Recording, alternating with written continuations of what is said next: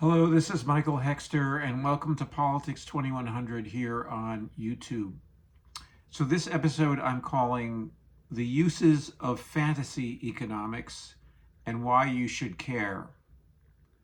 So, I've been using the concept of fantasy economics, the concept in in a couple of videos I've done recently, and I'm making a judgment or a observation about um, economics and also its uses in the public domain, in public debate, and also in public policy. And also, I'm making other claims or implied claims about that there is a realer or real world economics that exists that I believe myself to be in somewhat closer touch um, with than some of the public figures that I mentioned, or that I'm more committed to those things, and I'm not committed to fantasy economics. Okay, and first, let me just take a step back and just talk about definitions and using the word fantasy. It's my concept that I'm applying to the social science of economics. I have a PhD in psychology, and the concept of fantasy has certain meanings for me that I can explain. But I've also been studying as a citizen and as a policy analyst economics for the last 15 or so years, really, and have been learning from various schools of economics, uh, and I've been observing their trajectory as another kind of social scientist, let's say, as a person who observes the world with the idea that one could improve one's understanding of the world by knowing more and having a better framework for understanding it and accounting for more of the facts of the world, the dynamics of the world with one's concepts, ideas, narratives, what you might ever may call them, the text and the graphs and the data collection, all of the things that you either associate with your own views or you generate yourself if you're a practicing empirical scientist. So, but anyway, so what I'm trying to say is that, I've observed that economics is a very powerful social science. It is not powerful because it's right about the world, or it has brilliant insights about the world, or it has a brilliant record of predicting either behavior or the behavior of large aggregates of people, or predicting the trajectory of the economy. It doesn't have a very good record at all. It fails continuously in that task, but still it maintains its very powerful position as the master discipline of public policy and of what the things that rule, the government actions that rule or don't rule, but fail to govern, but mostly rule our lives. And those governing philosophies are based almost entirely on various economic theories. Okay, and the economics is, and why that is that I mean, there are a number of reasons why that is, but the whole idea, the cover story for economics being important to public policy and to sort of actions in the world, is that it claims to know about where there is more of something and where there is less of something. Okay, and that how we need to direct our attentions, okay, to figure out what we can do with the more of something, and how we can either produce more of something that we want as a society or as individuals, okay, and how we can deal with the less part, what we have less of. So either husband it, or be better stewards of the things that we have less of, okay, and with what's often called scarcity, and to somehow deal with that. So the overall story of economics, therefore, is about how we can become more prosperous, and either as individuals or as societies. Prosperous meaning having more of things that we want, okay, and avoiding having less of things that we want, or having less of things that we, or also the goal of having less of things that we don't want. And so it does promise that. It promises to be this sort of one discipline that's sort of the overarching theory of that. And its failures have to do with a lot of different things that are included and not included in that story, but anyway, so that is the reason why public policy people embrace it, and also why businesses and financial businesses, so forth and so on, claim that it has something to say or something to do with what they do. And so that's why economics, and why the focus on economics sort of as a very, very critical topic of discussion, okay? And then the word fantasy, okay? So fantasy comes from psychology, and it comes from actually psychoanalytic psychology, or at least its common usage there. That is the branch of psychology that has taken fantasy most seriously. But anyway, it's entered it's in its most limited definition, it means basically very, very positively tinged imaginings that people have, that are often, some of them are sexual in nature, some of them are exciting in that way in nature, but also could be just, other kinds of daydreaming, and that it has nothing to do with the real world. So fantasy is removed from the real world. And I am also, joining with that to some degree, though in a psychological or psychoanalytic setting. It's interesting to know about, if you're trying to discover things about individual people, you want to know something about what they dream of, what they think of, what they imagine, okay? So it's not totally dismissive to call something a fantasy, in my view. But anyway, in economics, that's a fantasy. Economics is very problematic, because the other problem with fantasy is that it can get you away from reality testing. So you want to be able to test in reality your ideas, your fantasies, your imaginings, okay? And a person, and this is something that, again, even though it's kind of become considered, a less scientific or less fashionable part of psychology, it also comes from the psychoanalytic tradition to talk about reality testing, and how people who are involved in their own thoughts and feelings can often lose sight of reality, and that it often helps to be able to test one's views and what one sees against reality in some form or another. And sometimes it just means talking to another person, in the case of psychotherapy or something like that, to see if what you think is, or talking to your friends. It doesn't have to be that kind of professional relationship with anybody, but talking to other people, but you need to have an open attitude, saying, like, I don't know everything. My thoughts and feelings aren't necessarily what's out there in the world, and I have to be open-minded enough to see that there is an interplay or interaction between my thoughts and feelings and what's out there in the world.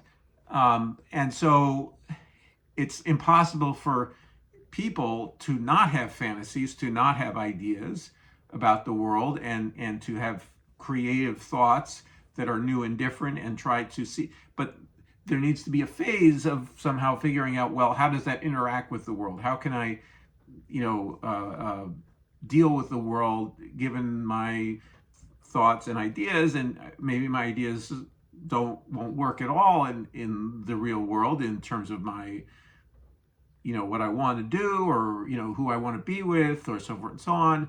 And so I need to either keep them to myself, or I need to sort of mourn them. I need to get past them, and so that's on an individual psychological level, really, more than anything else. But anyway, the reason why I'm applying that word to economics is that there is a group fantasy, or group fantasies promoted by economics, and that are common views of how the world should be, or that are not really real, not really realistic. And what happens is that people become enmeshed in this world of economic thinking, and believing that economics says something about the world, when it only says something.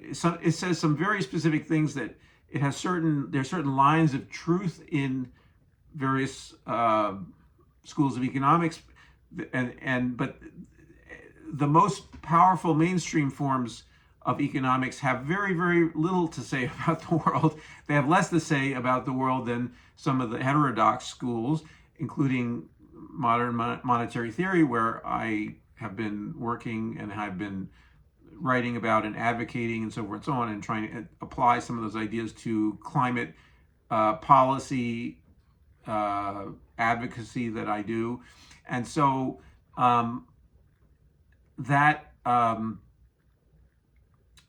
more real form of economics is peripheral to the mainstream of economics. So now, why would you think, if you are looking at my video, you may be someone who, as I, have spent a good portion of my life being, you may be someone who believes in enlightenment. You believe that, when we become more enlightened, we become better citizens, better people, more mature, more effective, better leaders, so forth and so on. So, but as it turns out, in our society, that's not really the case at some point. In other words, that it's only in rare contexts that, now I'm saying this not as someone, I'm not trying to dissuade you from those beliefs. This video is part of my belief in enlightenment, the Enlightenment. And so I think that knowing more and better ideas about the world, and being more in the context of a science, more be a social science or a natural science, being more reality based and more reality focused, is a better way to go. And so I advocate maintaining that orientation, but still, to understand the power dynamics within the social sciences, in particular economics, the most powerful forms of economics are this fantasy economics that I described, this neoclassical economics that is based, on a very unreal and abstract view of the world, that thinks of itself as like physics or like a science, but it has absolutely, unlike physics, doesn't have an experimental basis, and doesn't have any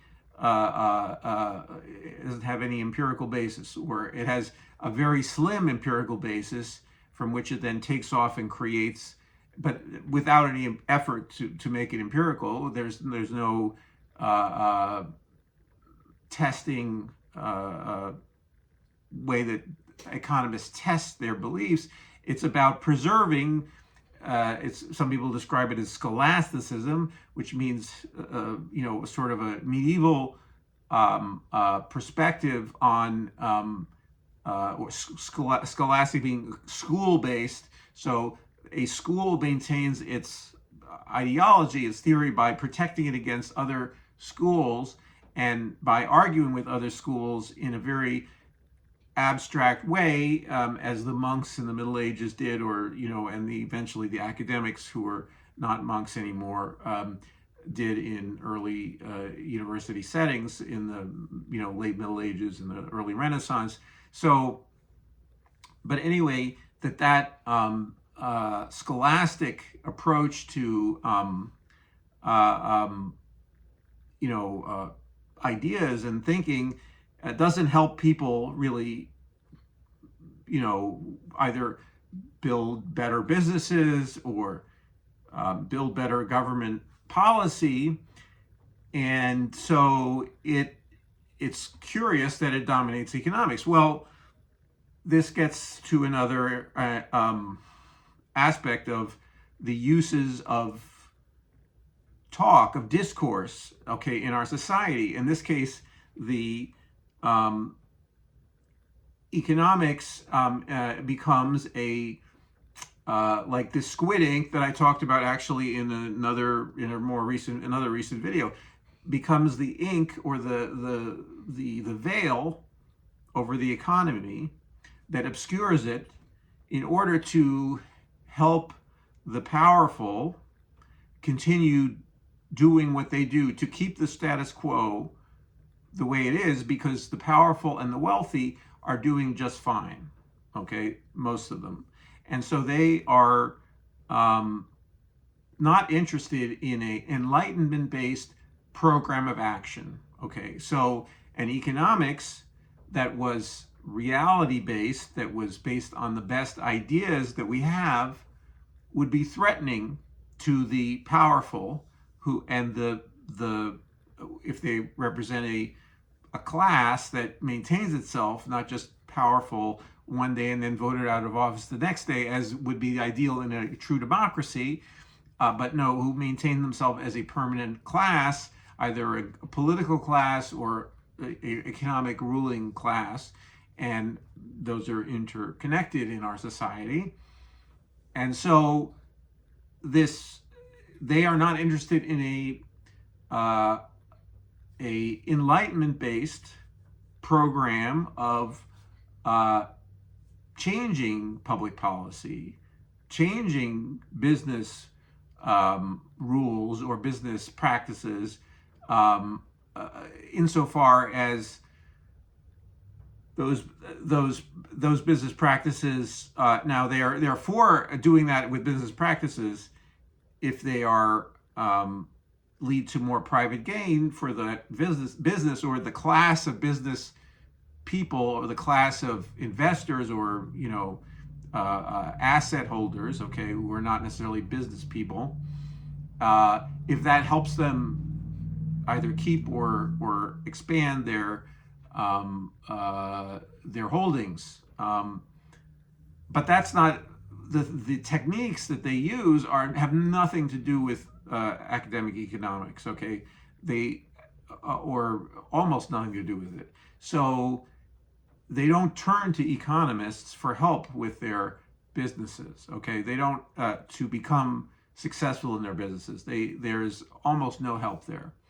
And so it's a peculiar, even if ambitious young business people get a degree in economics and so forth, so on, it basically says, I want to be wealthy, okay? And they go to business school where they attempt to learn, or network their way to being wealthy, however that happens in a particular era of our society. So it's and there are also other kinds of ways in which a college degree or major is turned into that turned into a particular goal, like for instance in medicine. I mean, there are some medical practitioners, medical doctors who are interested in science, and there are others that are more interested in the business side of medicine, unfortunately. And so they focus more on that. But anyway,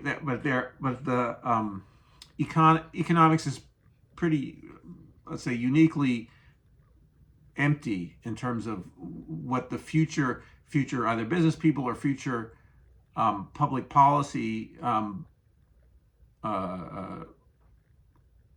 necessarily politicians, okay, or pundits, let's say, or powerful power brokers actually do in within government, okay.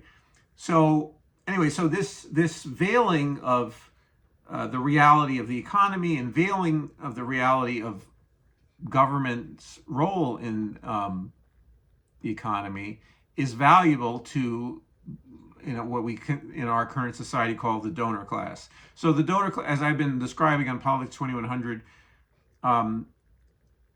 and also in the written form in the blog that I write, or on and off, but that is the basis for this video channel here. The donor class is the through line in understanding American politics. And I mean, this role of economics also exists in other societies where their political system is not quite as corrupt, not quite as money driven as it is in the United States. But there unfortunately are very close parallels in that, in Europe and in other countries, the income inequality has grown a great deal, and so the power of economic elites in politics is very strong. And so economics also or neoclassical economics, this obscure fantasy economics, obscuring reality, forms a unique shield for those, or not unique, but a overarching shield for and a way to sort of, by shadow play, okay, to mime being economically sound and having a basis in reality that supposedly academics, or in this case scholastics, in case a priest essentially, bless whatever thing that they're doing.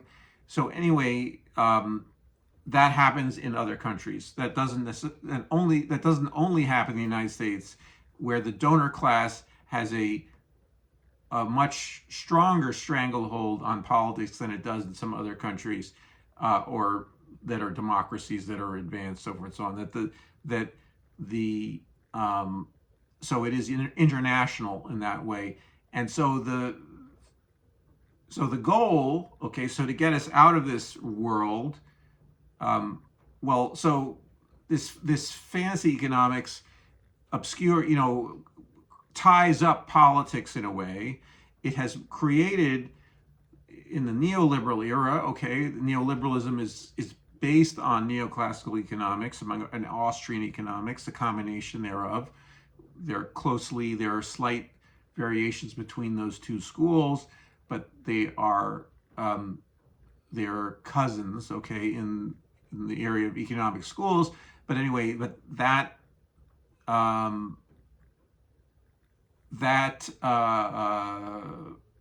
program keeps us from having an effective public policy that addresses any number of different social problems.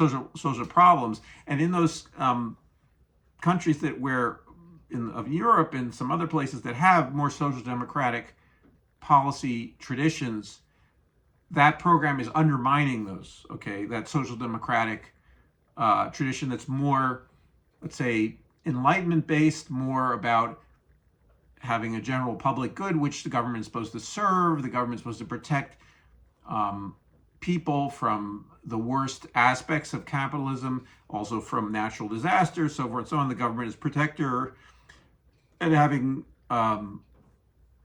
transcendental values that transcend the interests of the powerful in a particular moment. It's about sort of more general ideas about, preserving life, liberty, and the pursuit of happiness. Now that's American Constitution, but often some versions thereof in other countries, maybe not written in such a way in their constitutions, but still that idea that the government is there to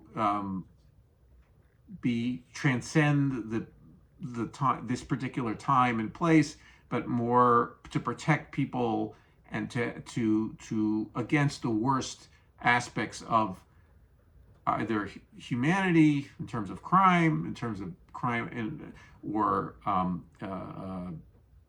business practices in capitalism, and also natural disasters that might happen.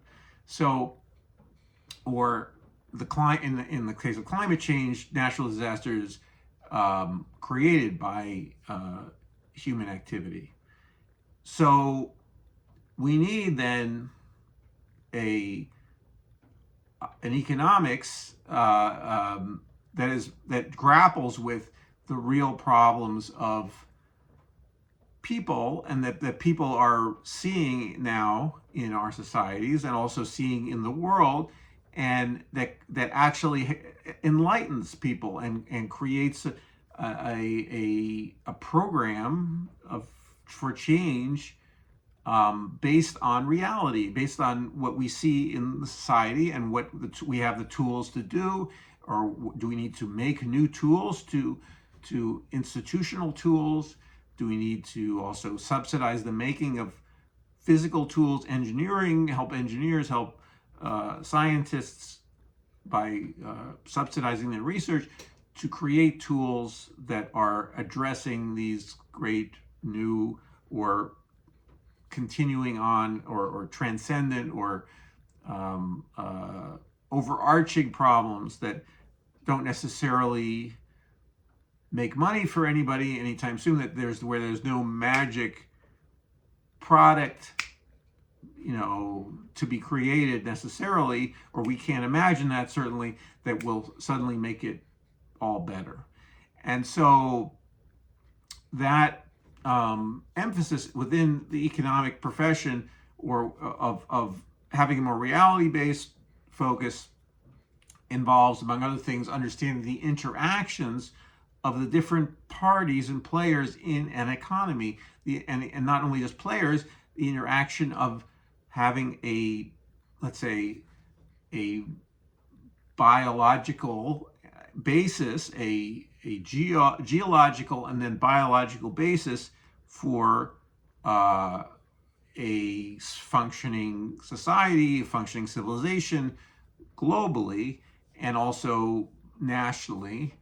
And so to understand all of that interaction, all those interactions, requires a different perspective, what I'm calling a reality-based, or there is a newsletter called Real World Economics, and that's getting more toward that. But often, unfortunately, with it, it's about critiquing neoclassical economics, which is very important. But at some point, one needs to also, beside critiquing the existing neoclassical dominance is to then create models of reality, and then propositions for change, which are needed really quicker than the sort of models that we need, this sort of grand scientific or social scientific process. But we need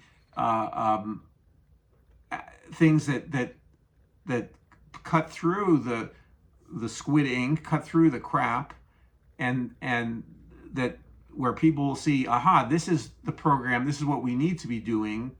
This is either on whatever level we're talking about, on a business level, on a from workers in a on the ground, on the front lines of whatever that they're doing, for political leaders, for consumers, for people who are, these are the things we need to be doing to, among other things, create a circular economy. I'm bringing this in at the end. I should probably do a video devoted to the circular economy, which is, I think, an overarching concept for what is the goal that we're trying to achieve, or not singular goal, but what is one feature of the complex interaction. I don't want to use the word matrix because it's become politicized, but the web, okay, of interactions that we have with all kinds of different players and non-sentient players, the weather being one of those, the climate being one of those, and the earth. But anyway, those different factors, or all those different things. What is the way to navigate that, and in a way without using the fog of, or the squid ink of the fantasy economics that we're currently dealing with. And also, so I think that's this video is an attempt to sort of bind together different videos and to create more of a overarching view of where I think social sciences should be going, and also public policy should be going, because they work together. They're part of each other in some way or another, and they need to have a relative independence from each other. And I think also another thing I'm saying, this is more inside baseball, but I'm making claims for, among other things, modern monetary theory, or modern monetary theory plus, as we're in an evolving state, as being a more reality-based economics. And I'm making claims that are different than some other advocates of modern monetary theory, in that I'm saying that it is more reality-based. I mean, they're applied. I mean, the other people believe that. Believe me, they believe, people who are in the MMT community, so to speak, believe that it's more reality-based, but they don't, in my opinion, make this claim that I'm making, saying that's fantasy economics, this is reality-based economics. And there are other economics that I think are also reality, that have more reality-based, circuitist views, and there are a lot of post-Keynesian economics that isn't explicitly MMT economics, has also more of a reality basis. And so I'm not making a sole claim for that particular school.